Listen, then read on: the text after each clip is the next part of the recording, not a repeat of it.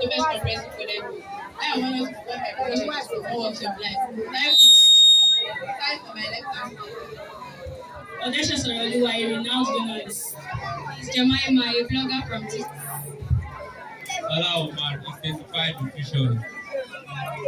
Oluwademilade Ogo, a certified and experienced medical doctor. My name is Ojedebo. I am a nurse by practice in Complete Hospital. My name is Ojedebo. A successful My name is Kennedy Omotayo, a certified medical doctor. And also, I have here with me my co-presenter, Chief Executive. Today we will be discussing about the crucial topic, diabetes mellitus. According to the report, over 570 million people around the world are currently living with diabetes. Even more alarming, researchers predict the number could be 700 million in 2045. Diabetes mellitus is characterized by the elevated level of blood glucose or body sugar, which over time has led to damage of the heart, blood vessels, veins. In one word, diabetes mellitus is the excess supply of sugar in the body. Moving forward, we'll be navigating as we discuss the consequences and way to overcome this chronic disease, diabetes mellitus. Ms. Kayode, can you speak on the impact of early diagnosis and prevention strategies? Thank you very much, Presenter. Diabetes mellitus, commonly referred to as diabetes, is a chronic metabolic disorder characterized by high blood sugar level, resulting from insulin secretion, insulin action, or both. Identifying pre-diabetes or diabetes early allows for timely intervention in order to curb other implications. Diabetes mellitus, if not taken care of at early stage, can result to cardiovascular heart diseases, stroke, and so on. In a nutshell, it is important for us to know our status as regarding our blood sugar level before further complications. In addition to what she has said, it is important and essential for us to go for regular checkups to know our status, not just when we are feeling the symptoms. In several cases, the symptoms are the predicated complications underlying our health, and this will help us to know when we start. Oh, that's nice. Having known that diabetes is a chronic metabolic disorder characterized by blood sugar level over a prolonged time, and also I've heard of type 1 diabetes type 2 diabetes. Mr. Dipede, I really want to tell you the types of diabetes that we have. That's a nice one, presenter. Talking about types of diabetes, we have type 1 diabetes, type 2 diabetes, and gestational diabetes. Type 1 diabetes. This is an autoimmune condition called this is an autoimmune condition whereby the body doesn't produce enough insulin, often diagnosed in children and young adults. It is an autoimmune condition in which the body it's an autoimmune condition characterized by impaired insulin secretion and insulin resistance. Talking about type 2 diabetes, we have type 2 diabetes. This is an this is when the body becomes resistant to insulin, often caused by physical factors like exercise and diet.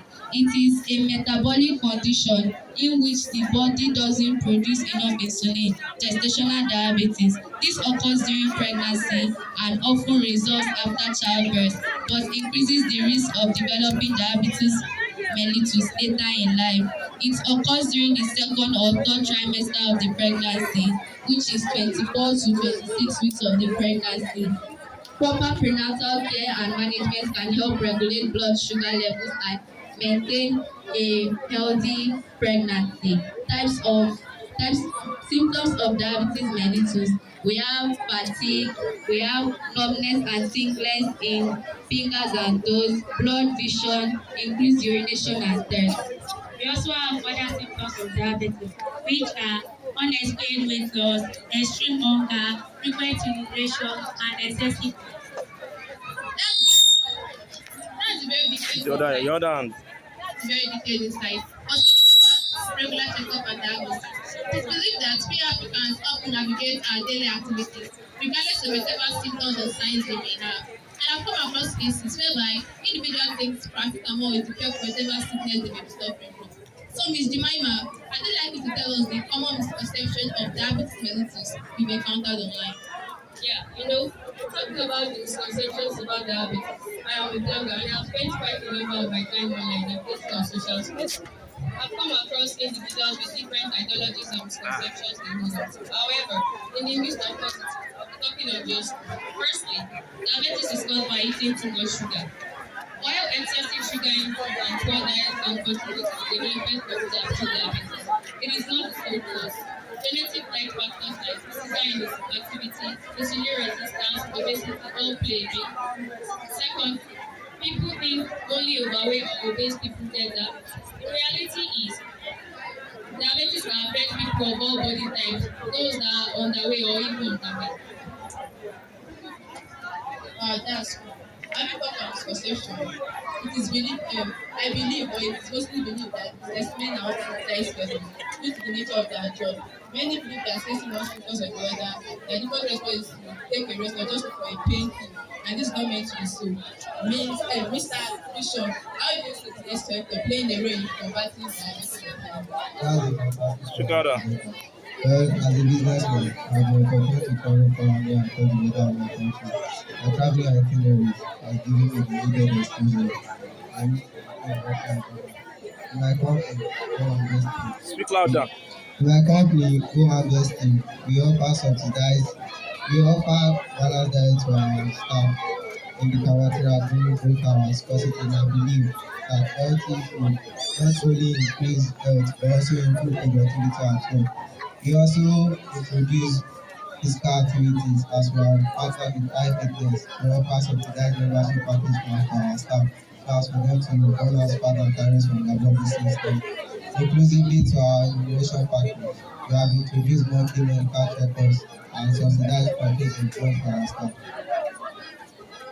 that's a very nice initiative. I think recommending gym membership packages at subsidized rates should be made compulsory for all companies in order to improve the productivity and efficiency of their workers. So, Ms. Deborah, as a practicing nurse, I'd like you to tell us the core diagnosis for someone managing diabetes mellitus. A nice question to ask for precise. In my years of active service in the nursing profession, I have realized poor diet intake leads to diabetes. Overconsumption of carbohydrates is a major risk factor that predisposes people to the disease. I would recommend that diet should be rich in fruits, vegetables, whole grains, low protein, and more minerals that can make the people and their body system function optimally. Outside this thing, regular body sugar monitoring is essential to know a man's status.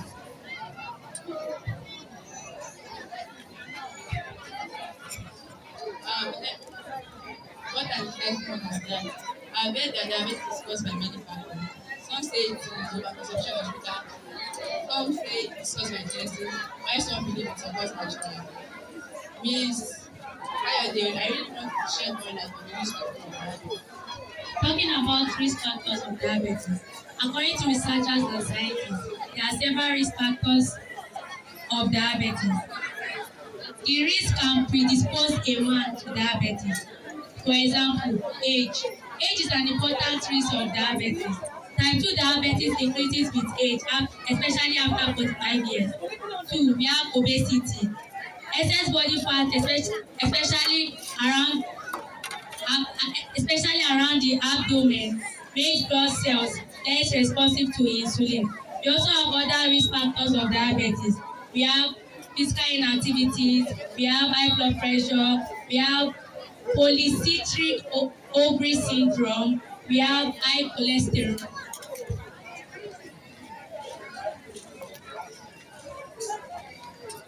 Wow, that's Mr. Salau. Would you please explain the recommended preventive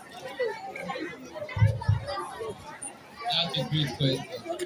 To reduce risk and prevent diabetes, focus on eating balanced diet with plenty of veggies and staying physically active in the gym. Try to get some exercises, whether it's jogging, walking, or yoga. Lastly, maintaining a healthy weight, limiting sugary foods and drinks, and getting enough sleep can also help. And don't forget to manage stress. Thank you very much, Mr. Omar. So, Ms. Lauren, I'd like you to tell us the statistical journal of diabetes medicine. Thank you very much, President. The number of people living with diabetes worldwide has increased sharply in recent decades, from 200 million people by 1990 to 470 people by 2022. A Lancet study also reported that adult living diabetes has doubled from 7% by 2020 to 40% by 2025. The global body of disease has estimated that there were 470 billion people living with diabetes by 2017. It is projected to rise to 570 people by 2025. Thank you. That's it. Miss Ojo, could you please explain the risk factors of diabetes for pregnant women? Wow, what a splendid question. Well, in pregnant women, it increases the risk of infection. Pregnant women are more prone to infection, especially urinary tract infection. While for the babies, it increases respiratory distress. Babies born to the mothers with diabetes may have or experience respiratory distress. It could either damage the baby entire lung, making it impossible for the baby to breathe in or breathe out as normal. Thank you very much. So, Miss Lade, I'd like you to tell us how family history affects diabetes management. Yes, talking about family history. Family history plays a significant role in the risk of developing diabetes mellitus. If you have a family history of diabetes mellitus, you are more likely to develop the condition. This is because genetics can contribute to insulin resistance and impaired insulin secretion. Having a first degree relative like parents or siblings increases the risk. The risk is even higher if both parents are diabetic or if you have a sibling with the condition, especially if it was developed at a young age. By knowing while all these are modifiable risk factors, knowing your risk can help you take proactive steps such as maintaining a healthy weight, eating a balanced diet, and exercising regularly. Also, when talking about diabetes mellitus, when talking about family history, we must also talk about genetics. Genetics is the study of variation, hereditary, and traits. It is the understanding of how genes are transferred from one generation to another and how genetic information are encoded, transmitted, and inherited. The risk, the, while other family members can contribute to the risk factors, although it may not be as high as the parents or siblings, knowing your risk can help you discuss the strategies of reducing your risk factors with your doctors.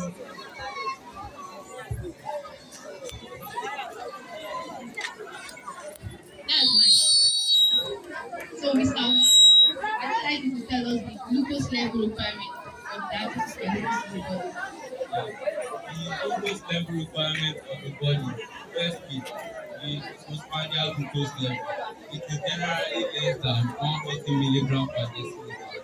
Secondly, the glucose level of a woman body while fasting is generally less than 200 milligram per deciliter, but it actually varies. Maintaining glucose level is crucial for overall health and preventing complications like diabetes. Thank you.